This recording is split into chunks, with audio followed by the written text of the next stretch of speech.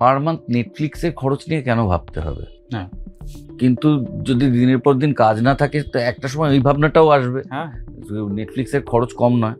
না অনেকটাই কম। এইটুকুনি অ্যাসিওরেন্স আমাদের ইন্ডাস্ট্রি দিতে পারছে না কেন? এটা কি মনে হয় তোদের? এটা তো তোমার বলা উচিত। আরে আমিও জানি না, তাহলে আমারও চিরদিনের পর আমি আর তারপর যে খুব বেশি ফলো আপ ছবি পেয়েছি তা তো নয়। তো তাও তোমার একটা স্টেডি গ্রাফ ছিল, মানে দেখো হ্যাঁ হ্যাঁ, আমার চিরদিনই সময়টা তখন ওই সময় একটা ছবি করে অনেক কিছু বদলে যেত। হ্যাঁ, আর ওইটা হিরো হিরোইন কেন্দ্রিক ছবি, একদমই তাই। ওটা কমার্শিয়াল লঞ্চ হ্যাঁ, আমাদের, একদম ওটা আলাদা, তোদের বিষয়টা আলাদা। আর তখন মানে দেখো তুমি চিরদিনীতে মানে অবভিয়াসলি মানে তুমি আর যদি ওই সময় সিঙ্গেল স্ক্রিন অনেক বেশি, সিনেমার একদমই দর্শক অনেক বেশি, গ্রামের দিকে এত হই হই রই রই। তখন স্টার জলসা আসেনি, হ্যাঁ, তখন শুধু জি। হ্যাঁ, ইভেন সিঙ্গেল স্ক্রিন ভয় হওয়ার বন্ধও ছিল, মানে বন্ধ সাংঘাতিক। হওয়ার ভয়ও ছিল না। কোনো ভয় ছিল না।